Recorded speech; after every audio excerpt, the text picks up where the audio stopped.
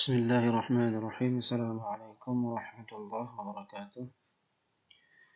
Hari ini kita akan belajar tentang proses morfologis atau pembentukan kata dalam bahasa Indonesia. Kalau minggu kemarin kita sudah melihat bagaimana proses morfofonemik dalam bahasa Indonesia. Hari ini kita lihat proses morfologis dalam bahasa Indonesia atau pembentukan kata. Nah, untuk memahami proses morfologis ini, kita lihat dulu jenis kata kalau dilihat berdasarkan struktur. Mengapa saya jelaskan ini?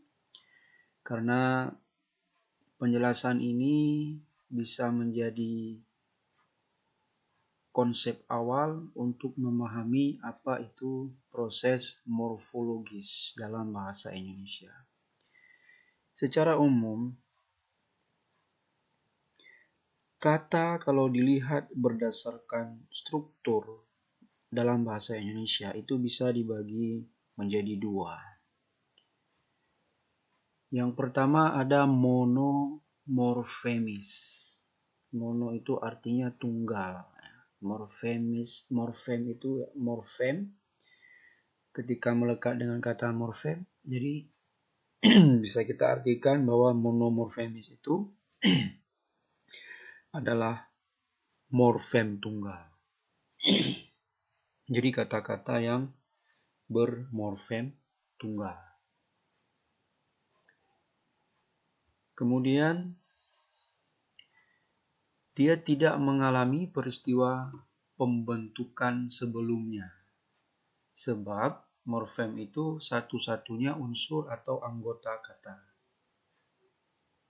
Nah, itu monomorfemis. Nah, ini contohnya ya. Kata pergi misalnya. Kata pergi itu dia monomorfemis. Mengapa? Karena tidak ada proses pembentukan morfem di situ. Dia hanya satu kata, pergi saja.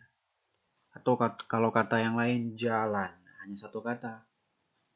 Kemudian tulis, hanya satu kata. Jadi setiap yang satu kata, yang dia itu tidak bisa kita bagi lagi menjadi bagian terkecil, itu namanya monomorfemis. Misalnya kata pergi ini. Kata pergi ini tidak bisa kita bagi lagi menjadi per dan gi. Karena kalau dia kita bagi, dia tidak punya makna. Itu namanya monomorfemis.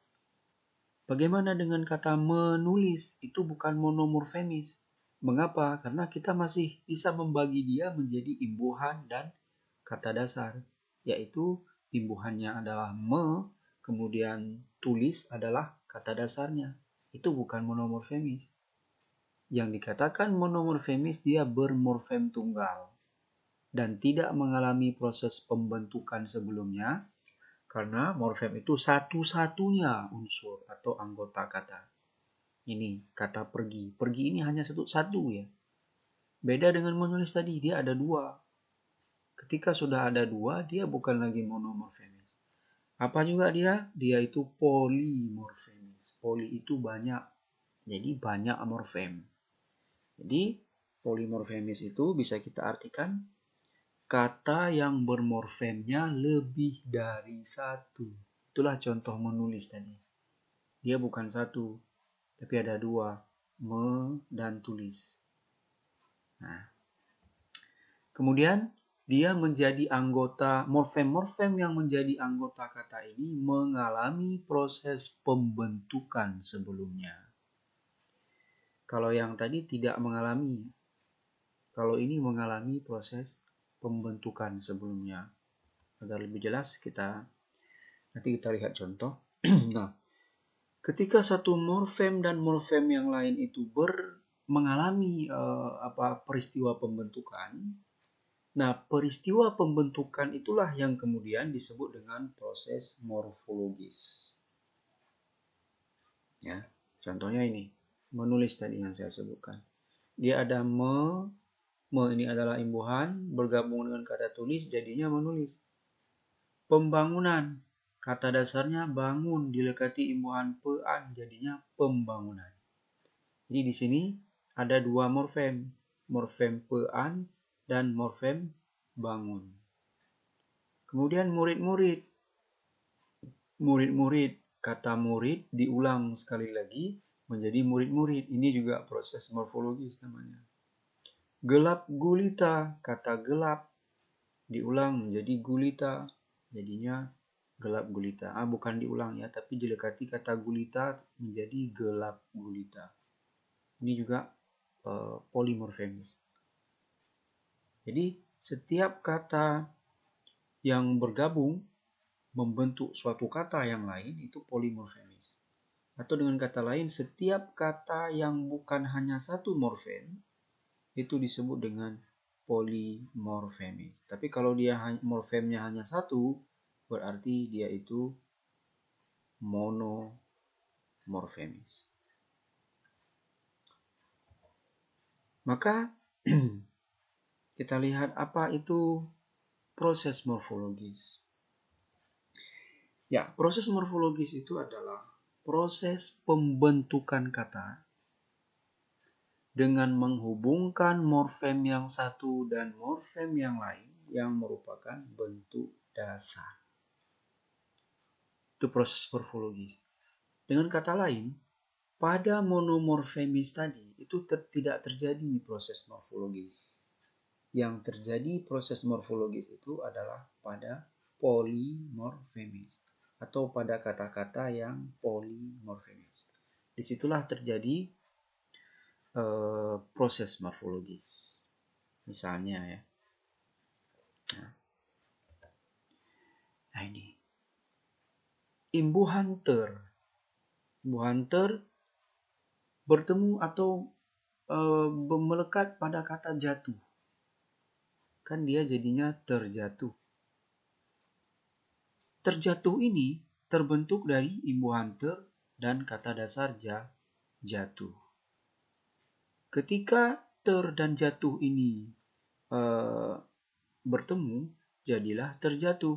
Hasil dari pertemuan ini, inilah namanya proses morfologis. Nah, jadi proses bertemunya ter dan jatuh ini disebut dengan proses morfologis. Nah, mengapa disebut proses morfologis? Ini menghubungkan morfem yang satu dan morfem yang lain.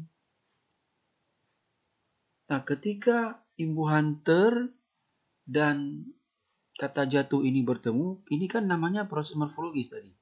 Nah, dari proses morfologis ini muncul nama, yaitu afiksasi. Mengapa afiksasi? Karena bertemunya imbuhan ter dengan kata dasar. Ter ini kan imbuhan, afik. Makanya dia disebut afiksasi. Jadi hasil dari proses morfologis yang pertama itu adalah afiksasi. Bertemunya satu morfem dengan morfem yang lain, selanjutnya disebut dengan afiksasi. Mengapa disebut dengan afiksasi? Karena melekat imbuhan pada kata dasar. Nanti ada proses morfologis yang berikutnya, yaitu reduplikasi atau kata ulang. Nah, berjalan, kata jalan melekat lagi berjalan melekat pada kata jalan, diulang ya, berjalan diulang kata dasarnya saja jalan sehingga menjadi berjalan-jalan. Diulang, maka namanya adalah reduplikasi. Jadi proses morfologis yang kedua itu adalah reduplikasi. Kemudian yang ketiga, kata rumah digabung dengan kata rumah sakit menjadi rumah sakit. Muncullah proses morfologis yang ketiga, yaitu kata majemuk dan komposisi. Jadi kalau kita lihat ketiga contoh ini berbeda ya. Kalau yang pertama ini kata dasar dilekati imbuhan atau afik. Muncullah namanya afiksasi. Kalau ini kata dasar jalan diulang sehingga menjadi berjalan-jalan. muncullah nama proses morfologis yaitu kata ulang atau reduplikasi. Kalau yang ini kata dasar bergabung dengan kata dasar, muncullah yang namanya kata majemuk. Nah, ini kata majemuk bukan majemuk. Oke. Ya.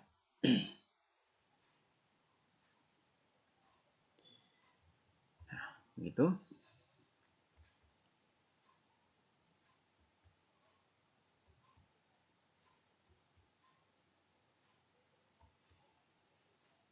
Nah, kita lihat berikutnya, apa ciri suatu kata yang mengalami proses morfologis?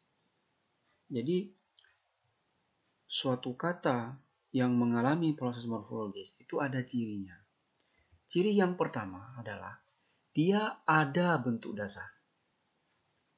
Dia ada bentuk dasar, baik bentuknya itu bermorfem tunggal, kompleks, atau dia berupa pokok kata, atau dia berupa kelompok kata. Jadi ada bentuk dasar. Misalnya ya, kita lihat. Membelajarkan. Membelajarkan ini bisa kita katakan dia mengalami proses morfologis. Mengapa? Karena dia ada bentuk dasar yaitu belajar. Kemudian bersusah payah. Ini juga proses morfologis karena ada bentuk dasar susah payah. Susah payah dilekati imbuhan ber. Lalu ketidakadilan karena dia ini juga disebut mengalami proses morfologis karena bentuk dasarnya tidak adil. Ingat ya, bentuk dasar tidak sama dengan kata dasar. Nah, coba buka lagi materi dengan Pak Syah sebelumnya, apa itu bentuk dasar, apa itu kata dasar. Kita lihat berikutnya, contohnya. Yang berikutnya adalah menemukan. Menemukan, kemudian berjuang, perhubungan, temu, juang, dan hubung. Nah, kata menemukan, kata menemukan, berjuang, dan perhubungan itu bentuk dasarnya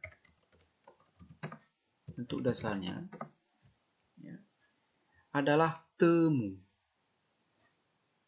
Bentuk dasarnya itu adalah temu, kemudian juang, kemudian hubung.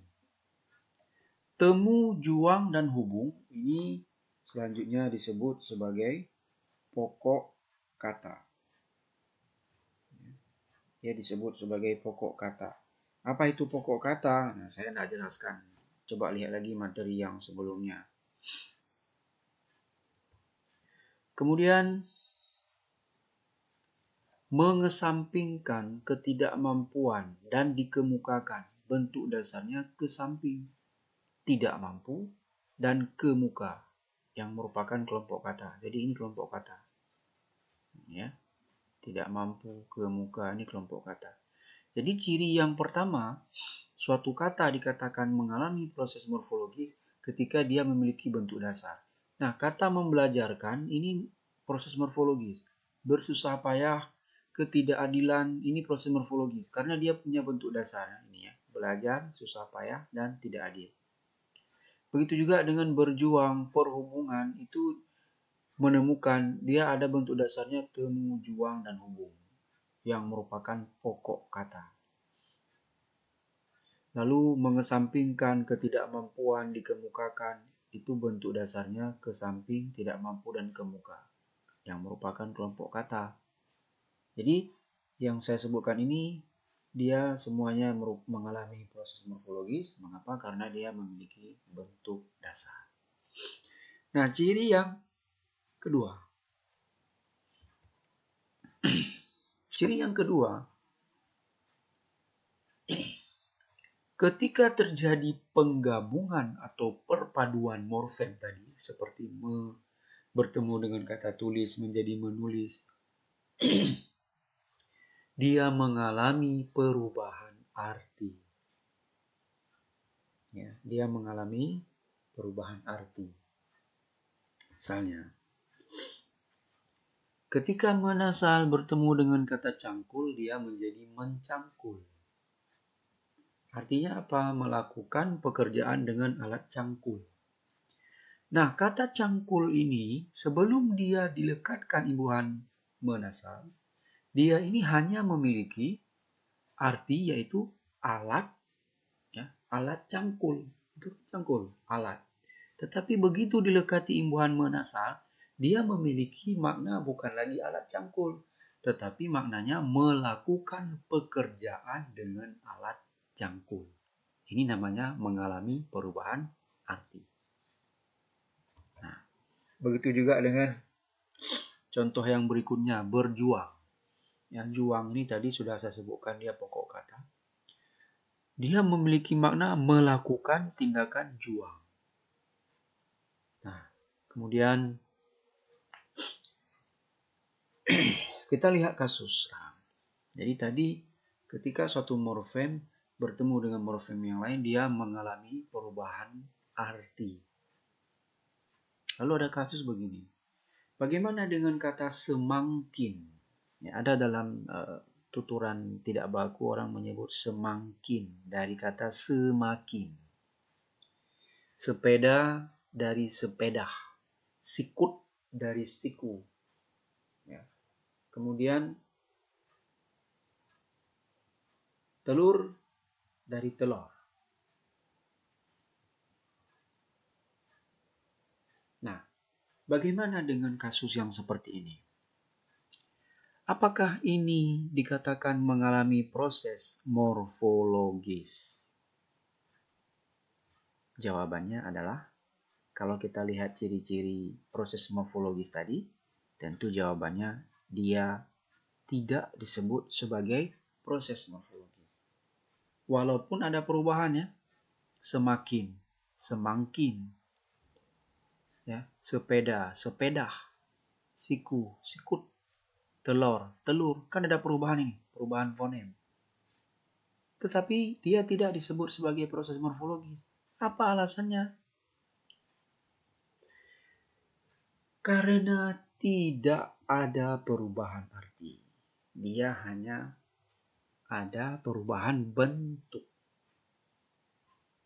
Jadi setiap kata, setiap bentuk, setiap polimorfemis yang mengalami proses perubahan bentuk, maaf bukan setiap polimorfemis, setiap kata yang mengalami proses perubahan bentuk, tetapi dia tidak mengalami proses perubahan arti,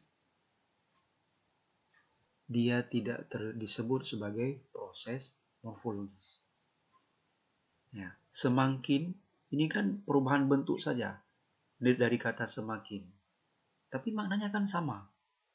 Sepeda juga begitu, perubahan bentuk dari kata sepeda, tapi maknanya sama. Siku, sikut, perubahan bentuk dari kata siku. Telur, dari perubahan bentuk dari kata telur.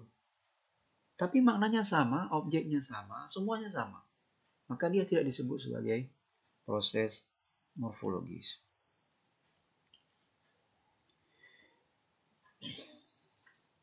Nah, kita lihat ciri berikutnya. Proses morfologis itu bersistem atau beraturan. Dia punya kaidah, punya aturan. Ya. Misalnya kata menasal bertemu dengan kata bantu menjadi membantu. Mengapa menasal ketika bertemu dengan kata bantu menjadi membantu? Mengapa bukan mengebantu misalnya? Mengapa bukan mebantu, bukan tapi mebantu? Mengapa bukan merbantu? Mengapa bukan membantu? Karena jawabannya adalah bersistem. Proses morfologis itu bersistem. Kalau kita lihat ini, membantu, sistemnya bagaimana? Ini sudah pernah saya jelaskan di kaidah morfofonemik kemarin. Sistemnya ini dia.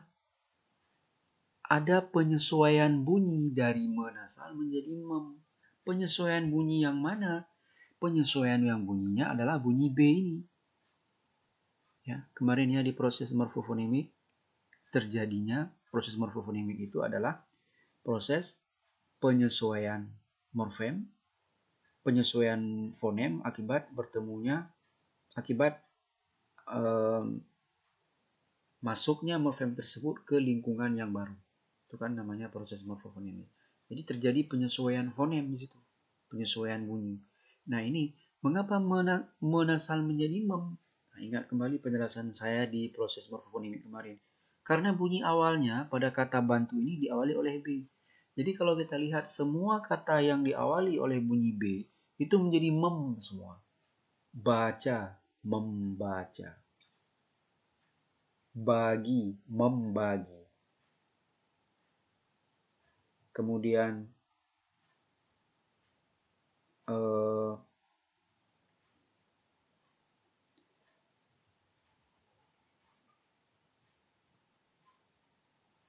apalagi selain kata bagi, misalnya kita ambil contoh kata bahu membahu, ya. Membahu, ya kan? Mengapa membahu? Karena kata bahu tadi diawali oleh fonem B. Jadi setiap kata yang diawali oleh fonem B dan dilekati oleh imbuhan menasal jadinya mem semua. Nah, itulah namanya sistem.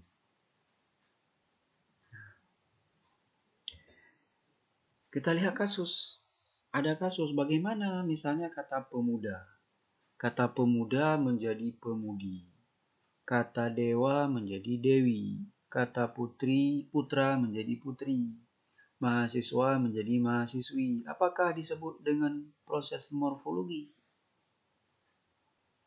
Ya. Kan ini terjadi perubahan juga ya. Apakah disebut sebagai proses morfologis? Nah, jawabannya tidak. Apa? Karena perubahan bunyi dari A menjadi I tidak bersistem. Tidak bersistem. Artinya apa? Tidak semua kata dalam bahasa Indonesia itu kalau A menjadi I, A menjadi I, A menjadi I. Tidak. Ya. Makanya dia disebut bersistem. Tapi kalau yang tadi itu menasal tadi, menasal setiap kata imbuhan menasal bertemu dengan kata yang diawali oleh fonem B itu semuanya mem. Tapi tidak berlaku untuk pemuda-pemudi. Kebetulan saja hanya ada beberapa bagian yang menjadi seperti itu. Tapi tidak semua. Nah, jadi dia tidak dapat diperlakukan pada kata yang lain. Perempuan. Kalau untuk menyebut perempuan kan untuk menyebut manusia yang berjenis kelamin wanita ya kan? Dia kan wanita. Tidak bisa kalau untuk menyebut laki-laki sudah lain lagi kan? Perempuan tidak ada perempuin, tapi perempuan laki-laki. Ya kan? Nah, jadi tidak berlaku. Jadi yang namanya sistem itu dia berlaku untuk semua. Itu namanya sistem. Sistem itu kan aturannya, kaidah yang harus diikuti. Jadi dia berlaku untuk semua. Tapi pemuda-pemudi, dewa-dewi, putra-putri, mahasiswa-mahasiswi, ini tidak bisa kita terapkan untuk semua kata dalam bahasa Indonesia. Maka pemuda-pemudi, dewa-dewi, putra-putri, mahasiswa-mahasiswi atau siswa-siswi itu tidak bisa disebut sebagai proses morfologis. Murid tidak bisa kan kalau untuk anak perempuan murid, untuk anak laki-laki muridi misalnya. Tidak bisa. Nah, jadi dia bukan proses morfologis. Ketua. Kalau untuk laki-laki kita sebut ketui, untuk anak perempuan tidak bisa. Nah, jadi bukan proses morfologis ya. Remaja. Kalau kita sebut pemuda ya, tidak berlaku, tidak bisa menjadi remaji, pemudi bisa, pemuda, pemudi bisa. Tapi remaja tidak bisa menjadi remaji. Remaja untuk anak laki-laki, remaji untuk anak perempuan, tidak bisa. Jadi tidak bisa diterapkan untuk semua. Makanya bukan disebut dengan proses morfologis. Begitu juga dengan buat, bidik, bujuk, basmi ya. Nah, bagaimana dengan kata tulis, gali, kutub? Apakah di sini juga mengalami proses morfologis? Nah, coba didiskusikan. Ya. Jadi kalau bukan itu apa dia? Pemuda menjadi pemudi, dewa menjadi dewi, putra menjadi putri, itu adalah unsur serapan dari bahasa Sanskerta. Jadi bukan asli bahasa kita ini. Makanya tidak berlaku aturan. Beda dengan membantu tadi. Itu memang bahasa Indonesia. Jadi berlaku aturan. Kalau ini dewa menjadi dewi, putra menjadi putri, pemuda menjadi pemudi. Mengapa? Bisa. Karena ini memang kita menyerapnya dari bahasa Sanskerta. Kita ambil dari bahasa Sanskerta, kita gunakan dalam bahasa Indonesia. Maka ketika kita ambil dari bahasa Sanskerta, kita ikuti aturan bahasa Sanskerta. Misalnya dalam bahasa Sanskerta sudah ada dewa dewi, maka kita pakai itu, tapi tidak bisa berlaku untuk kata yang lain.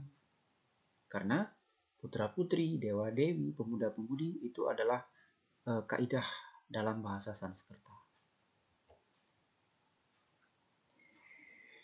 Jadi prinsipnya itu kita mengambil langsung dari bahasa tersebut. Ya, kita ambil langsung.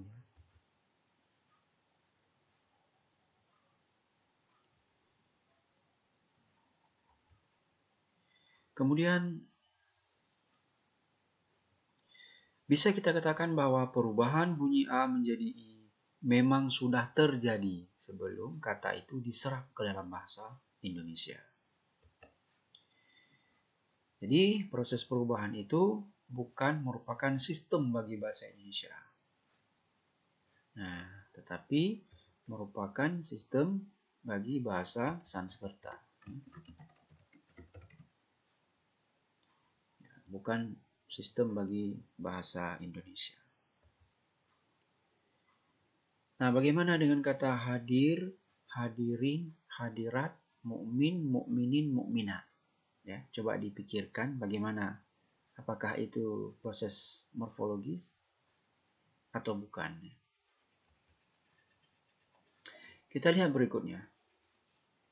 Di awal tadi ada saya singgung sepintas ya, mengenai jenis proses morfologis. Jadi sekarang saya akan menjelaskan detail, walaupun tidak tuntas dalam sekali pertemuan ini. Jadi proses morfologis itu akibat bertemunya satu morfem dan morfem yang lain, dia memunculkan beberapa jenis proses morfologis. Yang pertama adalah afiksasi, yang kedua reduplikasi, yang ketiga kata majemuk. Nah, jadi ada 3 jenis proses morfologis, yaitu afiksasi, kemudian reduplikasi, dan kata majemuk. Kalau afiksasi itu apa? Bertemunya morfem afik pada bentuk dasar. Ya, melekatnya morfem afik pada bentuk dasar, itulah tadi. Ber itu kan afik. Melekat pada bentuk dasar jalan, jadinya berjalan. Karena ber yang melekat pada bentuk dasar, yaitu kata jalan tadi, dia dan ber itu adalah afik, disebutlah itu namanya afiksasi. Kemudian kata ulang, karena adanya kata dasar lalu dia itu diulang, disebutlah dia itu reduplikasi. Kata majemuk karena satu kata bertemu dengan kata yang lain, disebutlah dia itu kata majemuk. Nanti kita lihat lebih detail mengenai 3 hal ini. Jadi ada 3 proses morfologis. Yang pertama adalah afiksasi, yang kedua adalah reduplikasi, dan yang ketiga adalah kata majemuk. Istilah lain bagi kata majemuk ini, ya, saya tambahkan di sini, yaitu komposisi. Ini istilah lain kata majemuk. Baik, afiksasi. Nah, tadi sudah saya sebutkan ya, afiksasi itu apa? Bentuk kebahasaan terikat yang hanya mempunyai arti gramatikal, yang merupakan unsur langsung suatu kata, tetapi bukan merupakan bentuk dasar yang memiliki kesanggupan untuk membentuk kata-kata baru. Ya. Maksud kebahasaan terikat ini tidak jauh berbeda dengan morfem terikat. Apa itu morfem terikat? Ya, coba lihat lagi materi sebelumnya. Ya. Kita lihat, misalnya berbicara. Ini kan imbuhan ini, ber. Lalu ini adalah bentuk dasarnya. Ber melekat pada kata bicara menjadi berbicara. Ber ini terikat, dia hanya memiliki arti gramatikal. Apa arti gramatikal? Ber ini dia tidak punya arti sebelum dia melekat dengan kata dasar atau bentuk dasar. Kalau dia hanya berdiri sendiri, dia tidak punya arti. Tidak punya arti ya. Misalnya ketika ber ini tidak ada. Ber ini kita buang. Dia hanya tinggal ber saja. Kalau kita pakai dalam kalimat misalnya. Kamu sedang apa? Saya sedang ber. Tidak jelas kan? Ber apa? Itu yang dimaksud dengan tidak memiliki makna. Atau dia hanya mempunyai makna gramatikal. Ya.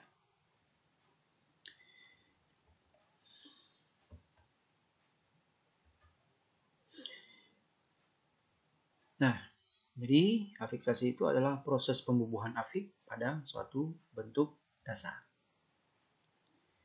Nah, secara morfologi, imbuhan-imbuhan yang disebutkan tadi itu disebut morf.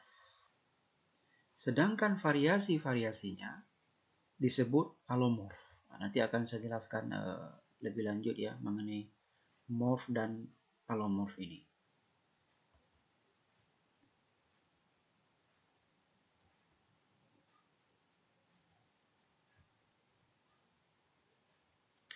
Ya, kita lihat afik dalam bahasa Indonesia ya. Jadi ada awalan, kemudian ada sisipan, lalu ada akhiran atau sufik, kemudian ada gabungan awalan dan akhiran.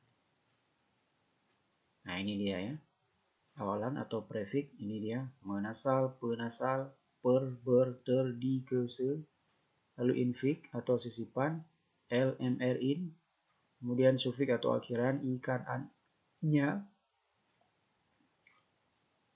kemudian konfik, saya buat singkatan saja ini, GAK, yaitu gabungan awalan dan akhiran. Ini dia, beran, penasalan, peran, kean. Nah, ini adalah afik dalam bahasa Indonesia ya. Ya, kita lihat awalan. Yang tadi sudah saya sebutkan ini. Nah, ini yang di atas ini. Ini ya, menasal, penasal, per, ber, ter. Ini adalah morf. Morf itu artinya adalah imbuhan yang belum memiliki variasi. Atau bisa juga kita katakan imbuhan yang belum mengalami perubahan karena dia belum melekat pada kata dasar atau bentuk dasar. Itu morf. Sedangkan alomorf itu variasi morf. Artinya apa? Dia mulai mengalami perubahan ketika melekat pada kata dasar atau bentuk dasar. Inilah dia. Morf. Jadi, menasal ini morf. Alomorfnya yang mana ini? Me, mem, men, meng, men, menge. Penasal adalah morf. Alomorfnya yang mana? Ini pe, pem, pen, peng, pen, penge. Mengapa ini alomorf? Karena ini hasil perubahan dari penasal setelah dia bertemu dengan kata dasar atau bentuk dasar. Begitu juga dengan per, ber, ter. Ya. Sedangkan di, ke, se ini tidak ada alomorf. Tidak ada alomorfnya. Dia tidak punya variasi. Artinya, ketika di, ke, dan se ini melekat pada kata dasar atau bentuk dasar tertentu, dia tidak mengalami perubahan makna. Tidak mengalami perubahan bentuk. Nah, maka dia dikatakan tidak memiliki alomorf. Ini adalah kaidah pembentukannya ya. Ini penjelasan ini tidak jauh berbeda dengan kaidah morfofonimik kemarin. Ya, menasal menjadi me jika diimbuhkan pada bentuk dasar yang diawali oleh huruf M, N, L, R, N, N, W, Y ya. Ini contohnya ya. Kemudian nah ini ya, menasal menjadi mem jika diimbukan pada bentuk dasar yang diawali huruf B, F, P, V. Ini sudah saya jelaskan di proses morfofonimik kemarin ya. Silakan dilihat kembali.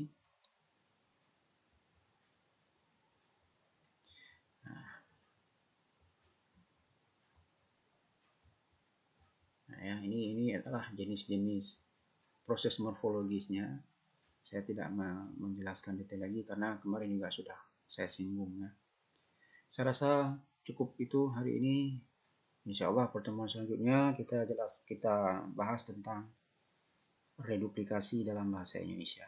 Sekian, terima kasih. Assalamualaikum warahmatullahi wabarakatuh.